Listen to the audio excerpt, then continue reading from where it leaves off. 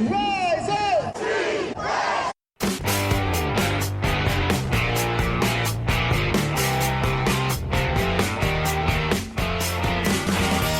This is the Rise Up See Red podcast, all about the Arizona Cardinals and the NFL, featuring insider and outsider perspectives. Enjoy the best hour of Cardinals talk on the web. Now here are your hosts, Jess Root and Seth Cox.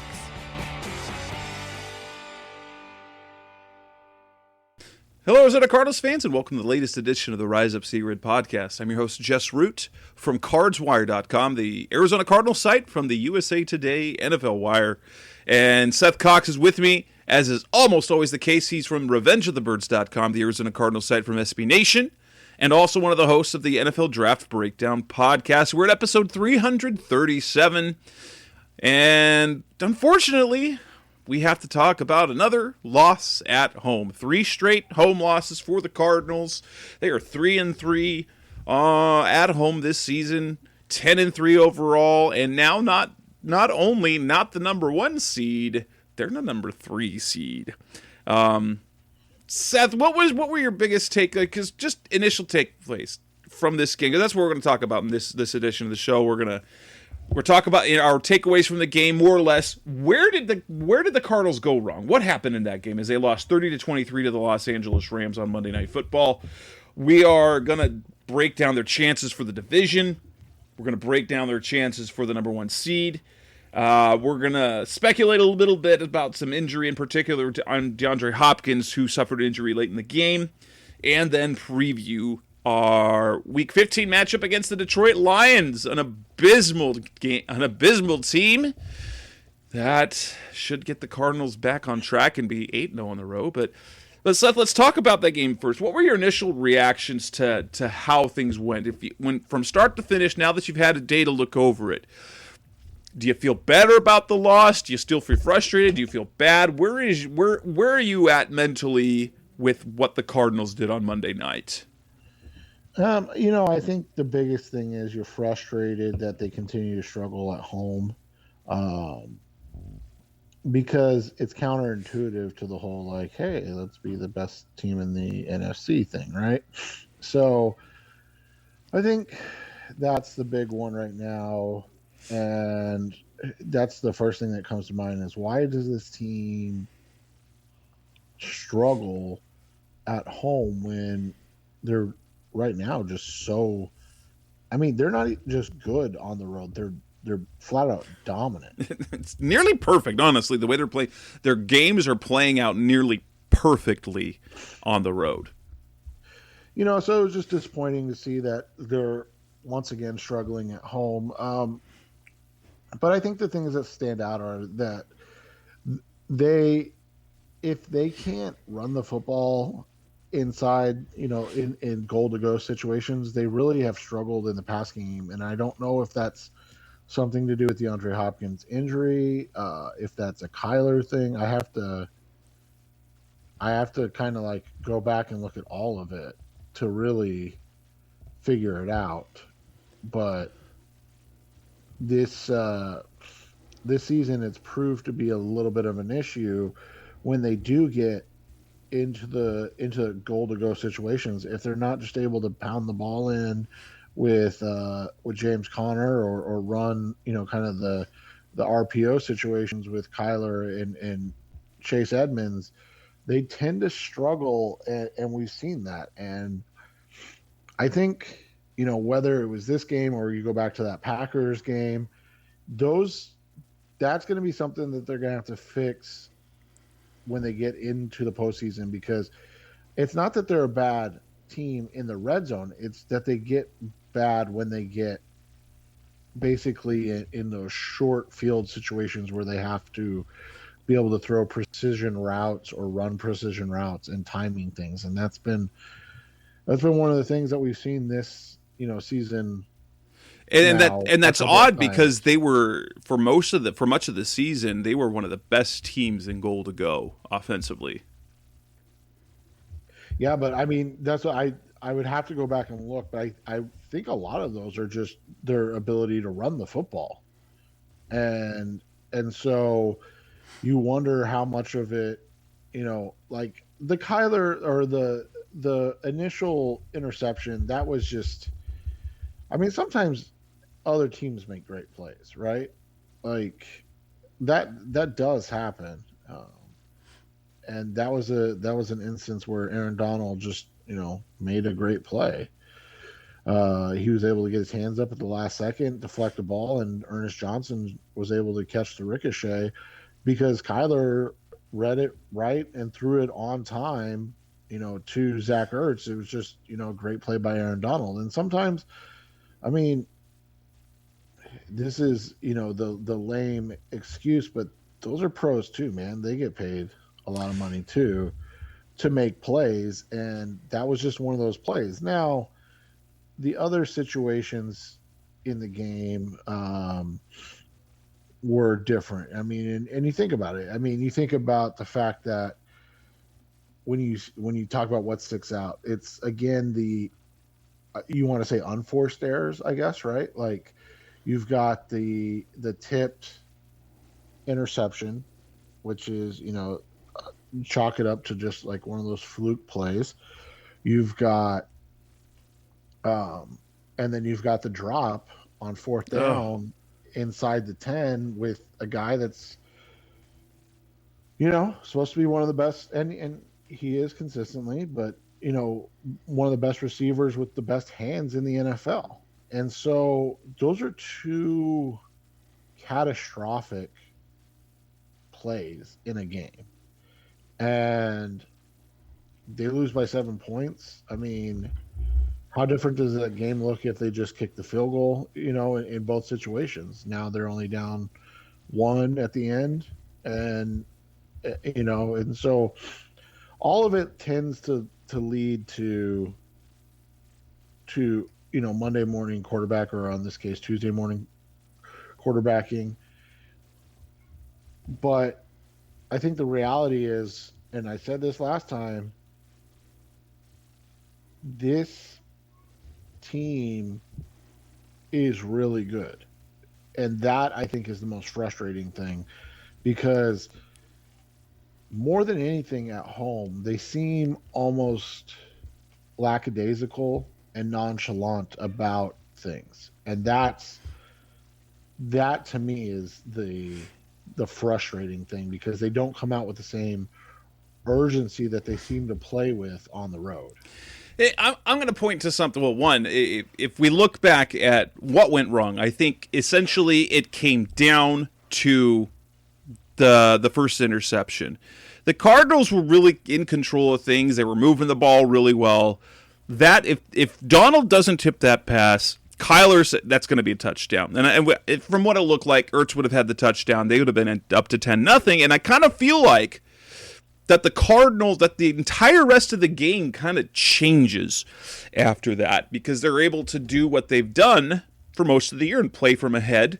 It would force Matthew Stafford to, get a little bit rattled. Maybe the pass rush hits a little bit better. But I think really everything kind of turned around from that moment and at that point. And there were other things, obviously, that you just don't count on. But I want to kind of point to, if we're going to look at the kind of the struggles at home, I think it might be something as simple as just how the schedule's played out. Because the 3 losses that they've had at home, you look at Green Bay, you look at Carolina, and you look at LA, and then you look ahead as well to Indianapolis, which I think will pose to be a nice challenge again for them, is the quality of the defensive interior that they have. And that kind of causes that disruption, Carolina, and which has led to turnovers. And so ultimately, turnovers have been the difference in those games. The 3 turnovers against the Packers. You had the 2 turnovers in the first quarter against Carolina, and then Kyler throws the 2 picks. The second one, probably is inconsequential if the Cardinals get that first touchdown instead of that first interception. But I think it's going to come down, if you look at the types of teams that they've played at home this year, they are stout up front between You got the Kenny Clarks of the world. You've got Carolina, and you've got Derek Brown up front there, and then you get Aaron Donald, and then you're going to get DeForest Buckner in a couple of weeks. And so I think in particular, especially with some of the inconsistency they've had on the defense, on the offensive line interior, going from Josh Jones to Max Garcia, Justin Pugh to Sean Harlow because of injuries and whatnot. I think that might be the one thing we can point to that there has in common other than the turnovers. But I think that's part of the reason why those turnovers are happening, because they don't get into as much of a rhythm offensively early, and I think it has to do with that stout play up front. But, I mean, it was one of those games where things just didn't go right. I mean, you'd like to say you'll kick the field goal, but when you've got a play and you've got DeAndre Hopkins, if you can bank on DeAndre Hopkins dropping that pass, I mean, what are you going to do? That's why you have a DeAndre Hopkins. So I don't necessarily question the decision to go for it on fourth down, because the play was right. I don't either at the time. Although after the fact, you're like, I kind of wish you had those 3 points.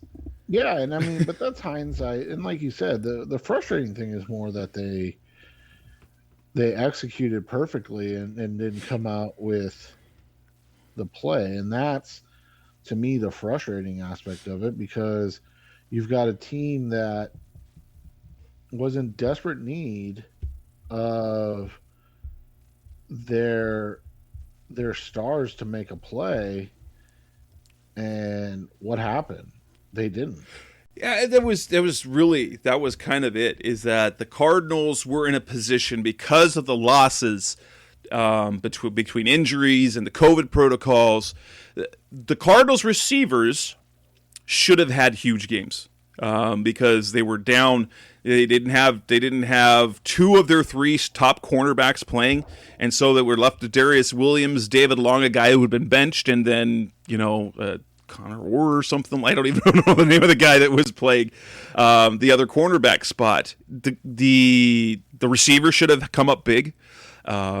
With 2 offensive linemen down, they were down their center, and they were down Rob Havenstein from COVID protocols. So Joe Noteboom was starting to right tackle. Marcus Golden should have had a very big game. And you just kind of look at that, and you're like, that was a missed opportunity. It was a missed opportunity. I thought Kyler played really well overall. I think he played very well overall. Then they had the untimely penalties that were, especially the one, the backbreaker was when they got the onside kick. Go Saving Collins, by the way, the rookie getting the contribution there at the first round, or getting the onside kick recovery. Kyler scrambles for 15 yards and gets you there within that range where you can make a throw. It's not quite Hail Mary or Hail Murray type of magic, but reasonable distance from the end zone, and they get called for holding, and that was just maddening. And then they found themselves, they had that free play off the offsides. They got A.J. Green down the field. It looked like they picked up a big play, and then Max Garcia was called for a hold, which apparently was a really, really, really poopy call. But, the Cardinals have avoided drive-killing penalties this season, and they got them. They had those happen against the Rams.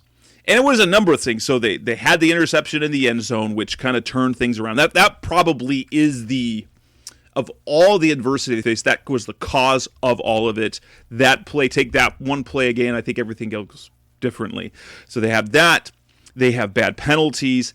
And then, uncharacteristically, they give up so many big pass plays on the Cardinals have been, I think it was the second or third fewest pass plays of 20 yards or more this season. It was a very underrated part of their pass defenses, that playing on the back end. Now, they hardly got any pressure on Matthew Stafford. They did get 3 quote unquote sacks on the game. One of those is the Chandler Jones one, where Matthew Stafford looked like he was incomplete. Then he recovered his own fumble. But they had 5 different pass plays. 5 different pass plays so 4 different pass plays that went for 20 yards or more, and 3 that went for 40 or more, which was backbreaking. And a couple of them were the 40-yarder to Odell Beckham on 3rd and 4, where I think it was Alford just absolutely got rubbed. It was a really good play design. He got rubbed, and there was nobody on that side of the field, so he went for 40 yards on that play. The Van Jefferson touchdown, and then the Cooper Kupp deep throw to Cooper Kupp when it looked like. And my son who's played some football, he said that Murphy kind of misplayed that. I thought he had great coverage, but he said he made a bad decision. So if he goes over the top, he can break up that ball. But if you look back at the Week 4 game, that play, that route, and that concept was nearly identical to the play he intercepted in Week 4. It's just that Stafford threw a perfect ball. Byron was would undercut the route a little bit with the anticipation he was going to pick the ball off, but Stafford was just absolutely perfect, which is the kind of thing that many thought that we'd see from Matthew Stafford this year. That was the Stafford many people like myself thought that the Rams would get and would be an absolute monster in the NFC this year. He's been inconsistent, but that game on Monday night, he was every bit the player that they had hoped he was. Yeah, they got what they paid for basically, and that's the hope for them, is that that's how he plays in the playoffs, and that was the first big game he's had, that type of play in. So, it's interesting to see that this was a game where, like you and I were talking about off the air, the Rams played a nearly perfect game, and the Cardinals did not, play that well. And yet still at the end, you go, well, here they are. Yeah, and they had a chance, which makes it's frustrating because the Packers game and the Rams game, both division and conference games that you really want to see in their basically playoff previews. The Cardinals they play so well and so cleanly in some of these other games, and they just can't quite get out of their own way. And maybe it's the youth on the team. I don't know. I don't want to say that because they're now year 3 in the system, but they looked like they've gotten over that hump. But then when these home games against quality opponents, against quality defensive fronts, they seem to just not quite execute, not quite. And it's just, and maybe that'll get fixed in the next 2 home games, and they'll get on a roll set up for the playoffs. Because we've seen it before. We don't want the Cardinals to peak too early, right? We'd rather, it'd be nice to have a great season, but then be cleaning things up so that they're playing their best football in December and January to make a playoff run, and not to, they start out 7-0 and then sputter to the end, which takes us to the next part. So coming up next on our SC Red podcast, the best hour of Cardinals talk on the web, we're going to look at the division race. What do we think of their chances? They missed a big opportunity. So we'll talk about what it's going to take for them to win the NFC West. That's coming next on Rise Up See Red. We're back on the Rise Up See Red podcast, the best hour of Cardinals talk on the web. And let's talk about the NFC West race. So the Cardinals, if they had beaten the Rams, they basically wrapped that thing up. As we talked about in last week's show, and I wrote about it in Cards Wire. So their magic number entering that game was 4. It still is 4 because neither they won nor did the Rams lose. But a Cardinals win on Monday would have been worth 3 because of the tiebreak, of the season series tiebreak. So they would have won, dropping it by 1. The Rams would have lost, dropping by 1. And then because they have the head-to-head tiebreak, they would have dropped another 1, and all the Cardinals would have needed in the final 4 games was 1 win or a Rams loss. And since the Cardinals are heading to Detroit this weekend, you kind of figured, hey, they'd have the division wrapped up. before Christmas, and then you can kind of focus on other things like, hey, let's win this next game for the number 1 seed. And I know the Cardinals in the locker room are not looking at playoff scenarios. They're looking just at the game. Us outside, you're like, oh, they just missed this opportunity. That said, magic number of 4 games left. First off, before I get to the different scenarios, I have that kind of broken down. I broke that down again today on Tuesday on Cars Wire. But Seth, what do you think the chances are? How do you feel? How do you feel still about the Cardinals? They have a 1-game lead now over the Rams of the division. Everything's getting tighter. The Cardinals were the only team in the division not to win, so everyone's a game closer. What's your confidence level about the Cardinals winning the division right now? I'd still say it's a lock. I mean, I know that's asking for trouble, but I mean, when you look at it, they're still ahead. They're still in the right spot, and they still kind of hold all the cards. They just have to take care of their own business, and they didn't do it this week. It was unfortunate, but they've got a good opportunity to really kind of get it back on the right track this week against a bad Detroit Lions team. So when you look at it, I'm still confident because I think that they're in a good position. The Rams are going to basically have to win out. And it's not that they're incapable of it. They absolutely are capable of it, but they're playing a lot of, solid teams as well. Yeah, so the Cardinals have remaining on their schedule. They're on the road at Detroit. Then they come home on Christmas Day to play the Indianapolis Colts. Then they're on the road to take on the Dallas Cowboys and then close the season at home against the Seattle Seahawks.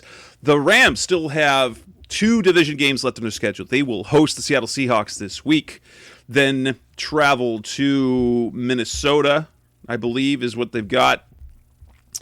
And then, so they've got Seattle. They go to Minnesota, they go to Baltimore, and return home to Clinton to end the season winners. And let's be honest, the Rams have had their struggles, and on top of that, they had several COVID losses over the weekend, and then suffered more COVID losses this week, and so they are probably going to be shorthanded against the Seahawks this week at home. That they kind of have the Seahawks number, but Seattle's playing kind of well, so the Seattle game's not going to be easy. At Minnesota, I think that's kind of a toss-up, depending on kind of what we've seen from Minnesota and Los Angeles all season. Baltimore, also toss-up. And then San Francisco has just had the Rams number this year. So Seattle, I mean, the Rams do have 4 reasonably difficult games remaining on their schedule. Well, and they've got 4 teams that are battling for the playoffs where, the Cardinals do as well, outside of Detroit. But there's that caveat that Seattle game might not mean Seattle's going to be eliminated by week 18. They're just, right. I mean, they'll be playing spoilers and playing for revenge and playing for pride and all that, but at that point, they will be eliminated. Well, and at this point, we know that week 18 game is likely to mean something for the Cardinals because it's unlikely that we'll see both Tampa Bay and the Packers lose twice in the next 4 games. Right. And then we're going to talk about it a little bit, but I still feel reasonably confident. I think I'm probably at an 8.5 out of 10 confident the Cardinals will pull this off. I do worry a little about it. The Rams, their ceiling is as high, and I picked them to be the favorite out of the NFC coming into this year. I said that all offseason. I thought that the Rams would be the favorite to win the NFC, and probably should be. So if they peak, if they're playing top-notch football because they have the weapons offensively in the scheme and the quarterback, and they have the defense as well if they get things going. The problem is, right now with those COVID losses that they're going through, they're going to be down. And probably, especially because these are guys that have tested positive, so they've got to get the negative tests and not be with symptoms. And it feels like, based on what we've seen from when Cardinals players have gone on the COVID list, it's unlikely they're going to play on Sunday against the Seattle Seahawks. That's my guess. So they're not going to have Jalen Ramsey again. They're not going to have Dante DeAyon, or how you pronounce that. They're not going to have they're not going to have Havenstein. They do get Tyler Higbee back. That was a false positive, but they just lost Odell Beckham, and so they had, what was it, six more positive tests on Tuesday. What was it? Tuesday, yeah. So they're gonna be thin on the roster, while Seattle appears, and we talked about this last week, that Seattle, Russ coming back so quick, he's now after like the full recovery point, like on the far end of his rehab of that window of recovery. And he's thrown 2 touchdown passes in each of his last 3 games. They look like they have life. It's just, the problem is they're behind so many teams that making the playoffs is a long shot at best. Now, numbers wise, the math works like this. Obviously, the Cardinals, any combination of 4 Cardinals wins and Rams losses over the next 4 games does it. So if the Cardinals win out, doesn't matter if the Rams win out. Cardinals win it. The Cardinals can win 1 fewer game if the Rams, but then there's some other bonus additions for clinching, and that would be, if the Rams lose to Seattle, that reduces the magic number by 2, and so there's a bonus. There is a bonus drop in the magic number like 3 different ways. 4 different ways. So one is the Rams lose to either Seattle or San Francisco. That would drop the magic number by 2, because it would give the Cardinals the division record, because LA already has 2 losses in the division. So a third loss eliminates that tiebreaker and gives the Cardinals, so it drops the magic number by another 1. So if the Rams lose to Seattle next week, that drops them by the magic number by 2, and if the Cardinals beat the Lions, that's another 1. It puts it down to 1 game away.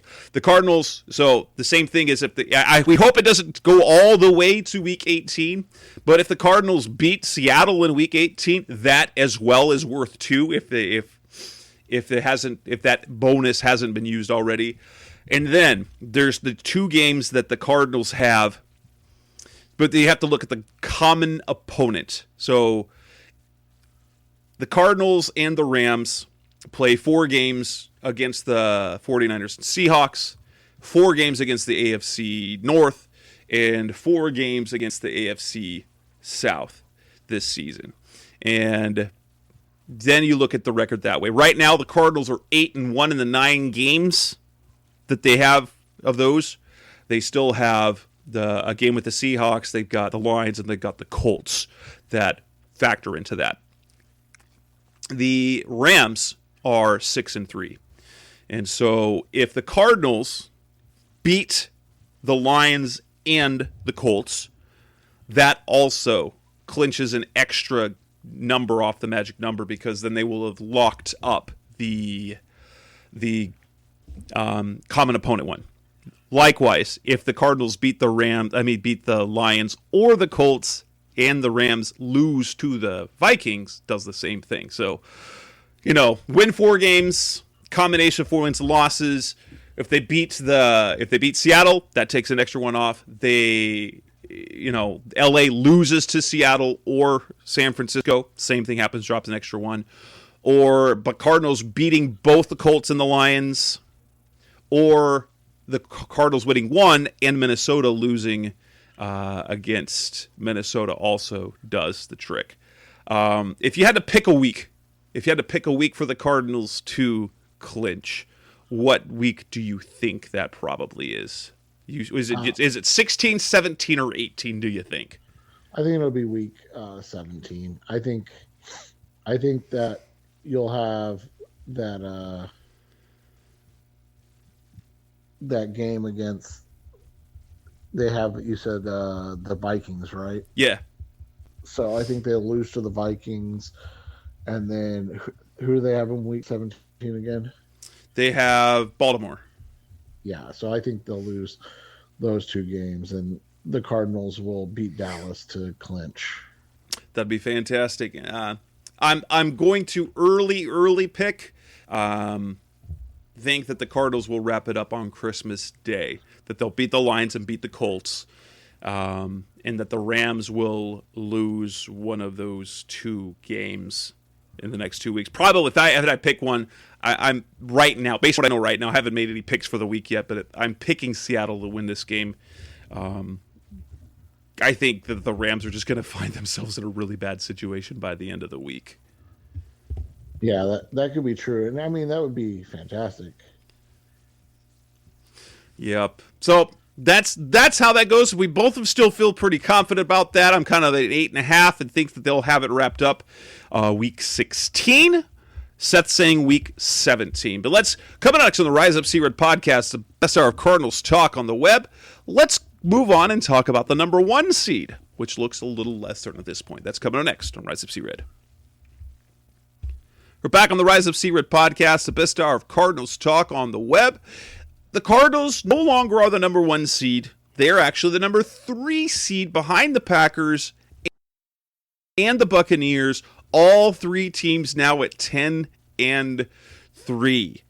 Cardinals again missed out on a major opportunity to do that. But now they have to, at least because of their loss to the Packers, they have to finish with a better record than the Packers to overcome them. And as things stand right now, they lose out to the Buccaneers because of their strength of victory.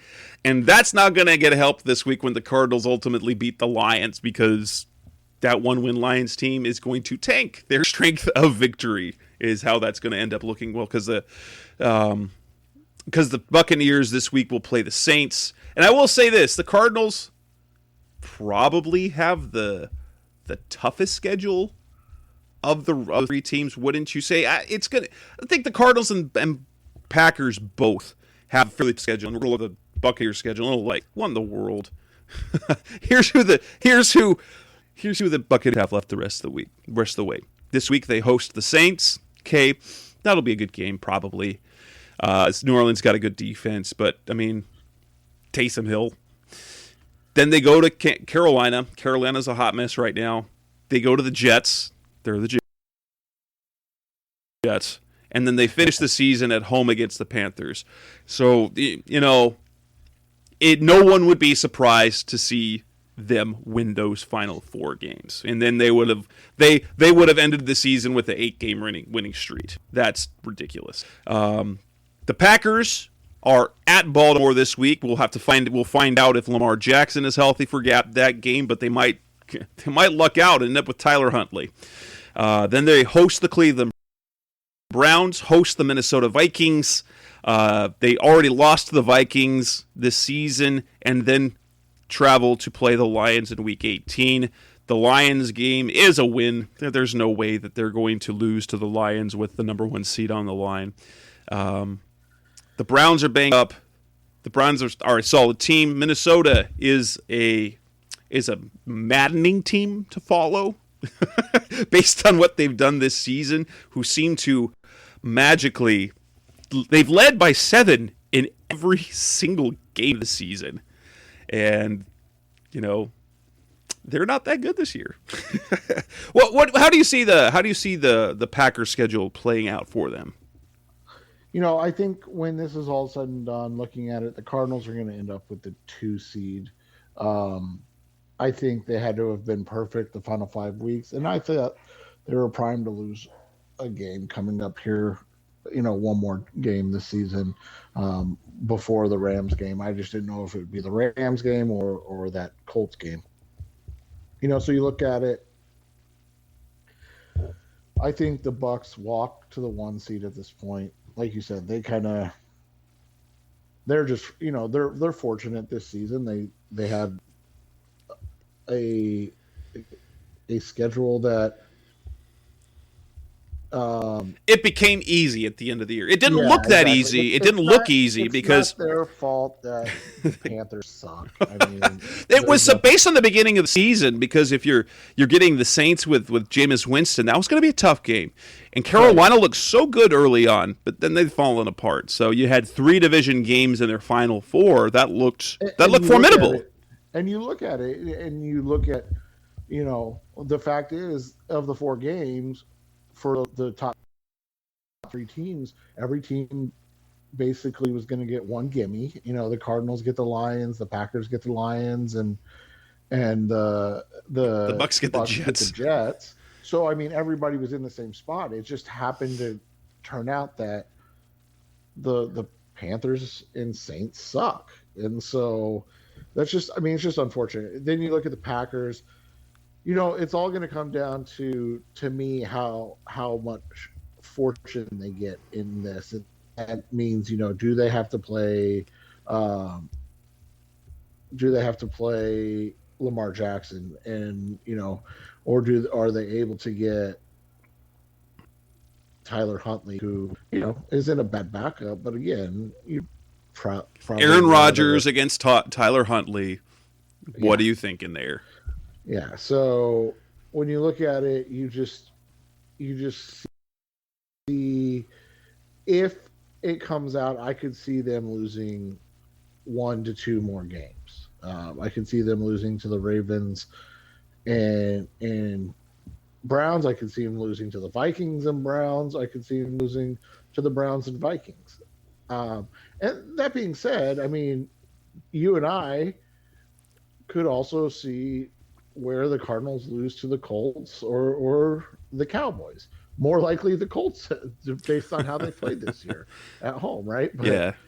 And so those are all just things that you look at. And so I think when it's all said and done, I think the Cardinals and Bucs went out, and I think the Packers dropped 1 game, and that's how we end up with the Bucs as the 1 seed, the Cardinals as the 2 seed, and the Packers as the 3 seed. And quite frankly, I don't know how much different it's going to be between being the 1 or 2 or 3 seed, other than you're talking about, a controlled environment in Arizona as opposed to Lambeau Field or Raymond James Stadium, where it could be, rainy and cold. And I know it's Tampa, but it could coldish. It could be coldish. Right.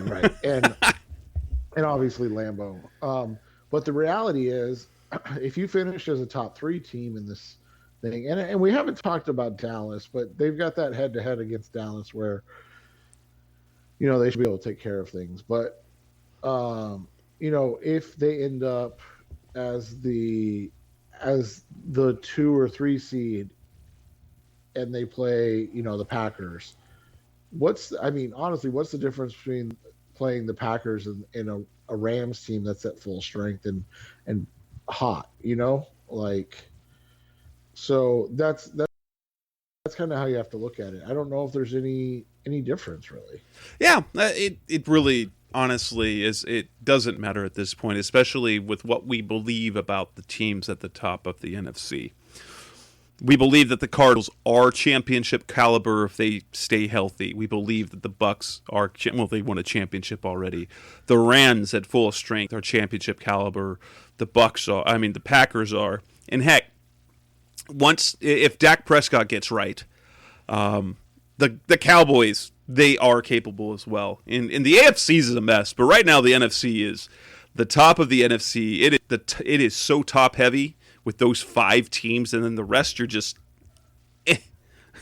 San Francisco's making a move right now, but outside of that, you've got 5 great teams, a team that's intriguing, and then a bunch of if this were any other year, do you think any of those teams, as of right now, would deserve a playoff berth based on what we're seeing from everyone else? Because there's 5 teams at 6 and 7 right now.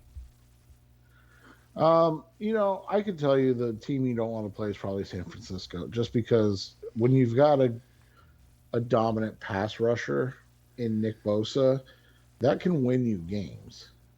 And so that's, I think you would prefer to play a Minnesota who's more of an offensive wild card team. I know Danielle Hunter's not bad, but I think you'd rather see a Minnesota get in, or uh, you know, uh, who are the other not Philadelphia, Atlanta, yeah. New Orleans, they're all in the mix. Yeah, I mean, obviously, I think everybody would prefer to see like New Orleans and Philadelphia in, right? Washington's an interesting one. I don't think. I mean, Atlanta's still in this. Holy cow! What is going on this year? And their point differential is so bad this year. Yeah, and so you look at it. You wonder. You wonder if that 7th seed even matters. I mean, honestly, if you look at it, if you're healthy, getting that 2 seed and playing, Washington or Atlanta or Philadelphia or Minnesota may not be a bad thing to start the playoffs, right? No, they could, especially for a team that's never been in the playoffs.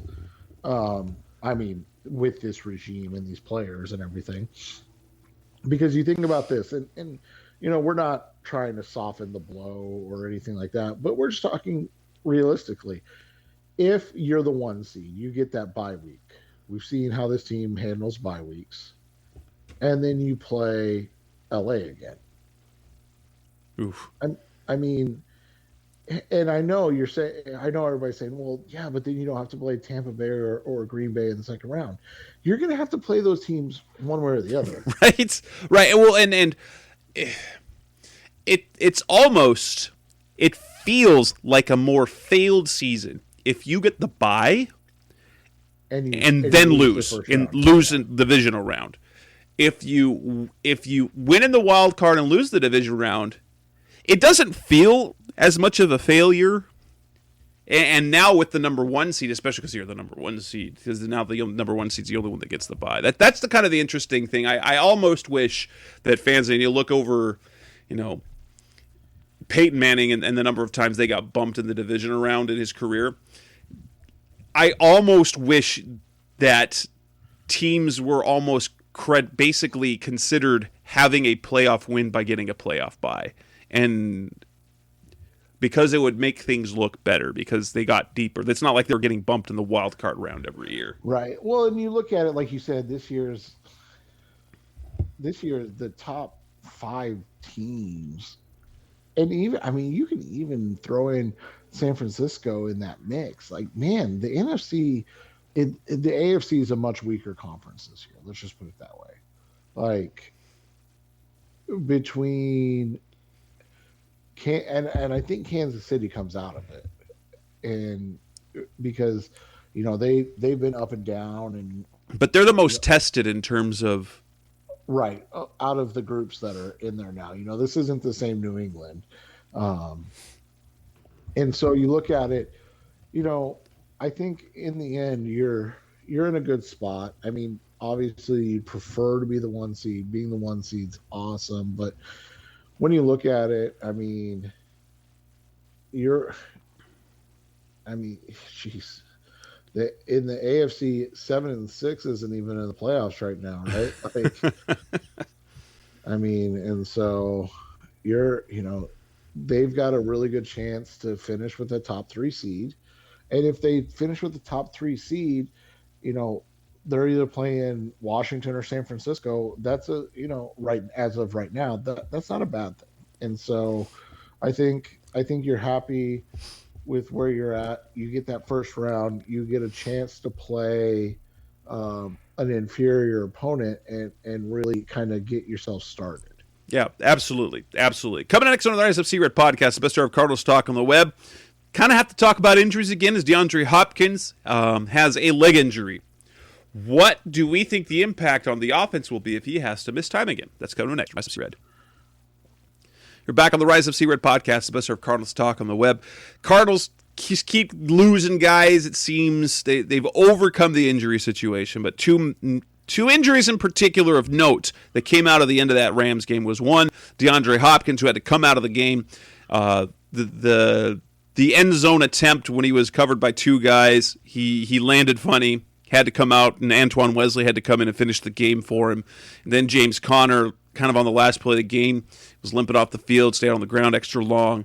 So you've got a leg issue. Cliff Kingsbury wouldn't say it more than that, other than it's a leg issue. And then Connor, it's the ankle. Both had MRIs on Tuesday, which is, a little bit worrisome, making you think that perhaps that their status for this week is up in the air.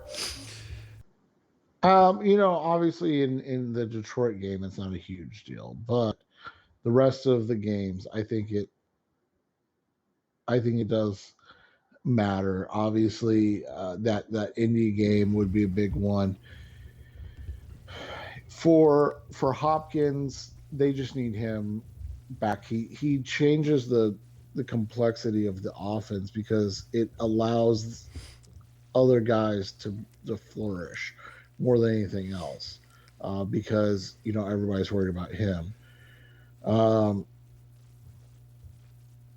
Connor, that's a massive blow. I think that would be one of those situations where you'd see you could see that changing kind of the tide of the season overall, because he's a guy that provides, like we talked about at the beginning, those goal line and short yardage plays. I was a little disappointed in how they went about some of those calls yesterday. Not that I didn't like them going for it, but the plays that they called, especially that 4th and 1.5 or 2, whatever it was, late in the game when they ran the delayed kind of zone handoff. So, but losing Connor, I think, would speak volumes, because he's probably been the best offensive player this year on the team, just because he's been healthy the whole year. And so I think those are it's something to watch. Obviously, we know how great Hopkins is and what he opens up for everybody else. But Connor's just production this year and his toughness would be such a blow to this team. Connor is, and I've said this before, I think he's become what Cliff Kingsbury thought that Kenyon Drake could be last year, but only his opportunity in the passing game only came because of Chase Edmonds' injury. Kenyon was used, so Kenyon was used like this in the second half of 2019 when he had big numbers and was producing like crazy. But in 2020, Chase Edmonds' emergence and ability in the passing game just took that part away. What we're seeing again is that Connor could definitely be, and I know, and I think Cliff doesn't like to just ride one guy if he doesn't have to anymore. I think he's kind of gotten he was kind of a one-back guy at Texas Tech, wasn't he? And then kind of showed the same thing in 2019, but I think he's changed in that sense. And I think it's part because of durability. Just that the position, you want to have two guys that you can split, but if one goes down, then you can ride one for the short term. And I think we talked about it a little bit. I think he really likes opening the game with Chase Edmonds and then being able to close the game. With James Conner, and he hasn't been able to do that lately. Nope. And if Connor has to miss this week, you don't get that again, because it looks like Edmonds will be back this week. But then if Connor's out, then you're missing that other piece to that. But I'm more worried about the Hopkins injury, honestly, because of just the impact in the passing game. We saw, with Zach Ertz and Christian Kirk and A.J. Green, they should be able to do that. But defending those guys is different when Hopkins isn't on the field. Well, they basically bracket Hopkins the whole game. They usually leave a safety over the top. Yeah. meaning that the other 3 to 4 guys in routes should be able to win. So there should be somebody winning in every. So and so as long as they protect Murray, as long as he has time to throw, he should be able to find one of the 3 guys winning their route. But if you take Hopkins out, then it becomes a little trickier because now you've got a different type of receiver in Rondale Moore. I mean, Antoine Wesley, he's not going to get the same attention, so he'll be open sometimes and he can give you some production. But, I just think that Hopkins' presence does so much. And he was neutralized a little bit in part because... completely unquestioned. I mean, I think his presence creates so much space for everybody else to operate that, it would be really unfortunate if he was out for the rest of the year or an extended period of time. Right. And even the Rams are good in the fact that they've got, aside from Jalen Ramsey, Darius Williams is one very good cornerback that doesn't nearly get as much love, and he played his butt off against Hop. I don't know what it was. Maybe he was still not. He wasn't on the injury report this past week for the hamstring, but it didn't look like he was the same as earlier in the season. Whether it was the way they were covering him, it just didn't look like he was moving or attacking quite the same as he has in previous weeks. Yeah, and there were some times where he just didn't look like he had that juice that he normally has, and so that's unfortunate. I think in the end, I think he'll be fine, and I think as long as they go into the season or into the playoffs healthy with all of those guys, they should be in a spot where they feel like they're going to be able to be successful. And coming up next on the Rise of C-Red podcast, the best of Cardinals talk on the way, we're going to wrap the show up by previewing the game against the Detroit Lions. Is there a scenario in which this is a disappointment that you read? We're on the Rise of C-Red podcast, the best of Cardinals talk on the way. Seth, do the Rams do anything well? You mean the Lions? I mean the Lions, yes. Do the Lions do anything well?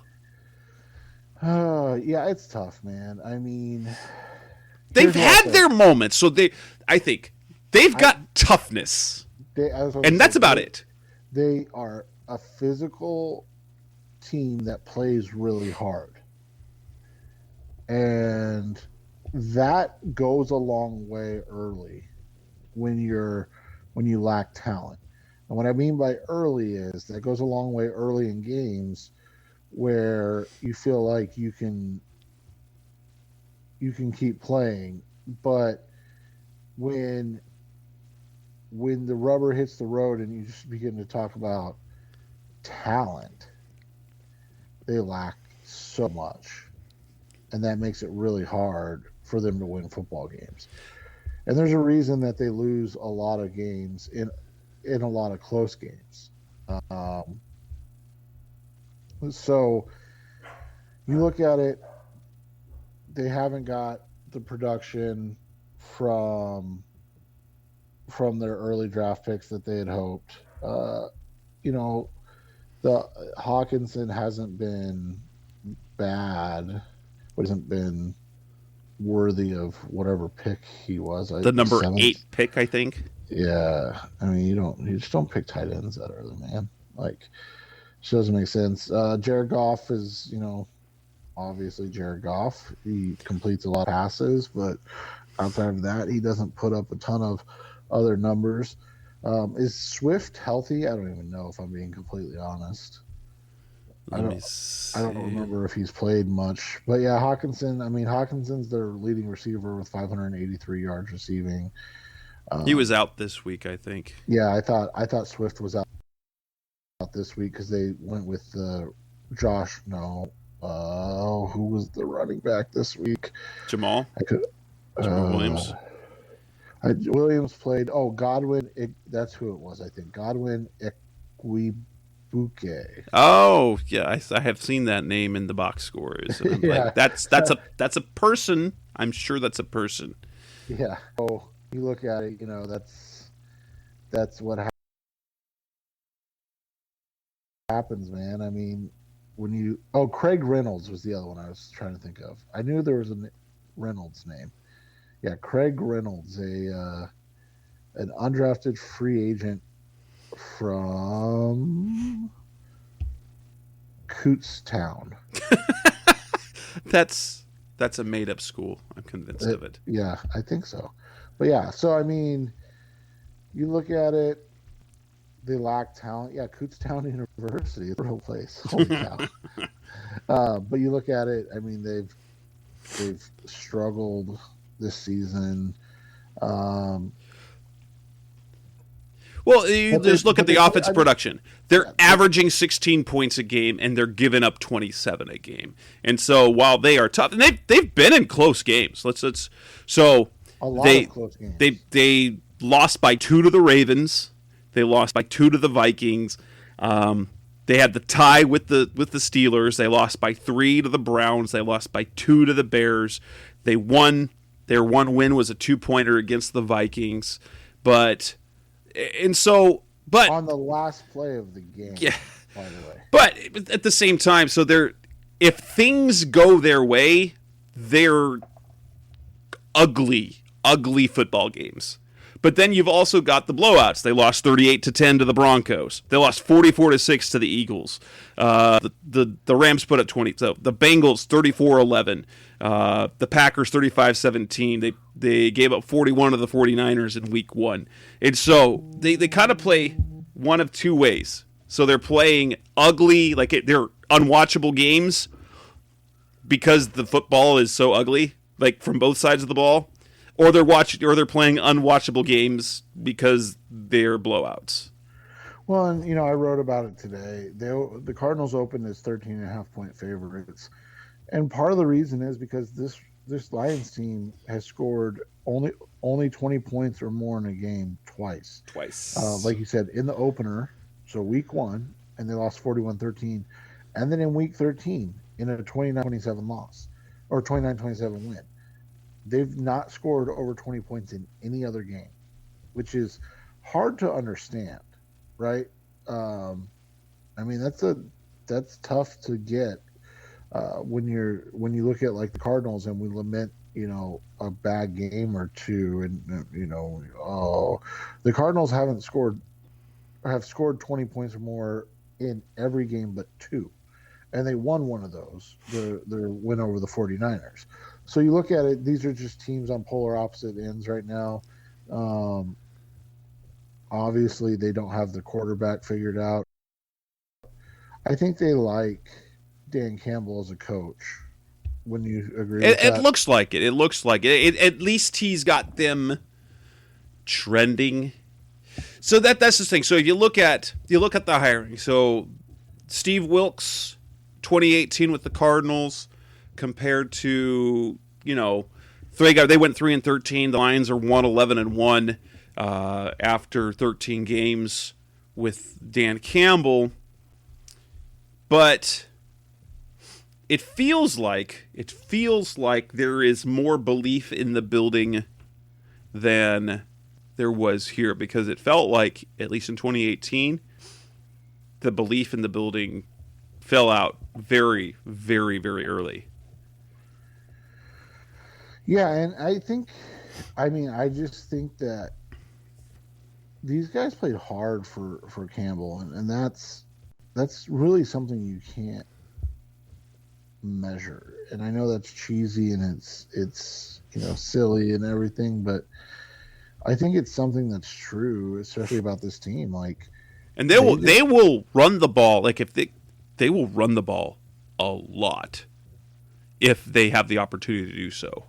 Well, and they're comfortable in their skin, which is a tough thing, right? It's tough to see, like you said, it's tough when teams are willing to just go. They don't take into consideration, situations and things of that nature.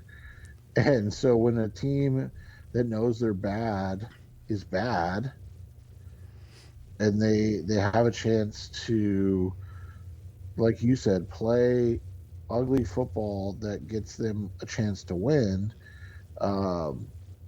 this is how they come out and play. And so, you look at it from the Cardinals' perspective, they've got to just come out, they've got to establish their game early, probably throwing the football, getting the ball spread out, and then they can, kind of coast after that. But if they leave this team, around too long, it's one of those things where you feel like this team could create a beginning to the end of a season, if that makes sense. Yeah. So you get the feeling that it's going to be either about like they just run them out of the stadium, kind of like a 35-13 type of game, like they've had on the road pretty much all year, or it's going to be a mucky muck 20-17 game, and nobody wants to see. I think Cardinals going to win, sure. I'll take it, but especially with the history of the loss they've lost, they've alternated wins and losses. They're 3-3 in their last 6 games. The way they finished last season, if they don't post a dominating performance over the Lions, either they could have a hiccup like at the beginning, like they get against Jacksonville. But if they don't win going away, there's going to be some uneasiness, I think. I get the feeling that there's going to be some uneasiness because it's going to feel, here's the late season Kingsbury, fall apart happening again, because we can't get out of our own ways when it comes to fans. Right, and that's what it comes down to. I mean, and to be fair, when your losses are on the national stage both times, and all it does is lead to the questions and the statements from the national media that say, you have to question if they're ready, if they are for real, if Cliff is still, the guy, blah, blah, blah, all that stuff.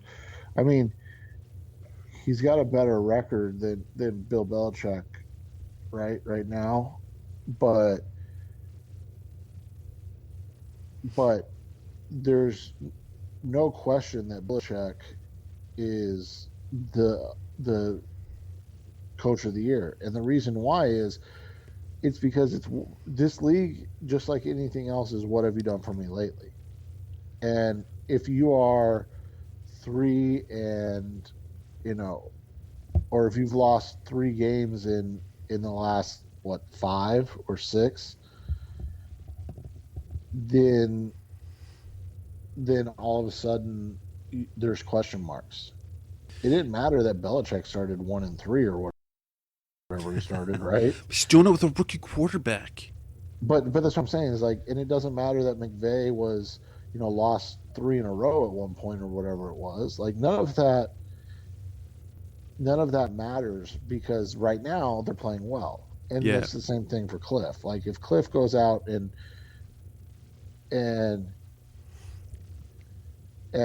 wins the next 4 games, then the conversation is going to again be about, well, this is a great team. He's a great coach. But then, if he was to miss one or lose one game, then again, it's the end of the world, right?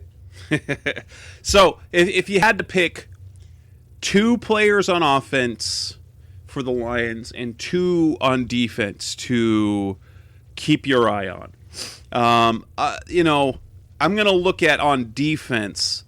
I'm going to look at this guy, Amani Oruwariye, with his 5 interceptions this year. He's kind of the bright spot of the Detroit defense. But they don't have a lot. They don't have many names on that defense at all. Let's be honest. They don't have much. They don't have much to go on out there. That's a name to kind of watch out for because he's been a playmaker this year. He's got some hands on some footballs. Offensively, if you had to pick 2 players to keep an eye out for, the names that the Cardinals that could hurt the Cardinals, who'd they be? If Swift plays, which I don't think he's going to, I'm trying to find there's their Week 14 injury report. He had a shoulder, and Penei Sewell's out, which makes it another guy to not, right? God, this makes it hard. They're not a very talented team, and all their talents beat up. Obviously, we'll go with T.J. Hawkinson. The Cardinals have done really well against tight ends this year. Can they keep it up? Well, I think that's a fair one. I think the other one you watch is whoever their running back is. Is it, if it is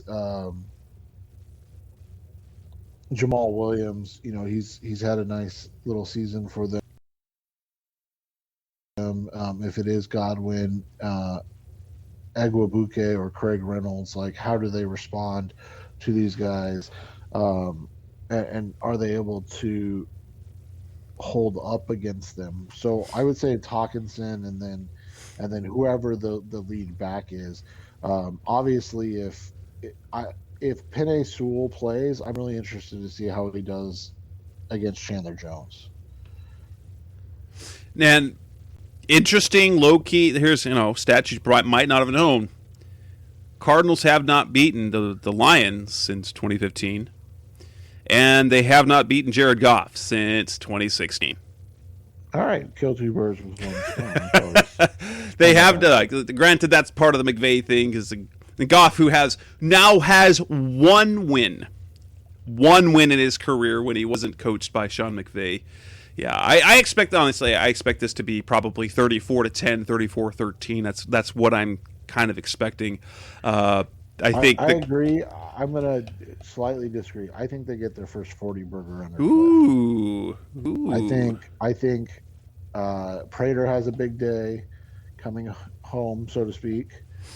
And then I think the offense puts it together, and they kind of come out, and the poor Lions are the whipping boys? Yeah, the whipping boys after a tough loss where they feel like they've got a lot to prove. Good stuff. So with that, we will wrap up this edition of the Rise Up See Red podcast, the best hour of Cardinals talk on the web.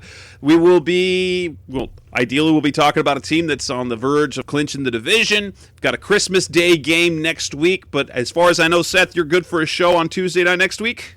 Yes, sir. Perfect. So the timing works out so that our next show is kind of before the holiday festivities, and then the next one after that should be good after it. And so we'll be back again next week. That's Seth Cox. I'm Jess Root. This is the Rise Up See Red podcast. Thanks for listening. We'll be back again next week. Thanks for listening to the latest edition of the Rise Up See Red podcast. Listen to previous episodes and subscribe to the show on Apple Podcasts, Stitcher Radio, Audioboom, or many other podcast platforms, so shows are delivered directly to your mobile device. Please give the show a 5-star rating and always support the sponsors who support the show. We'll be back soon for the best hour of Cardinals talk on the web. Rise up, Red Sea, be Red, See Red, and of course, Rise Up, See Red.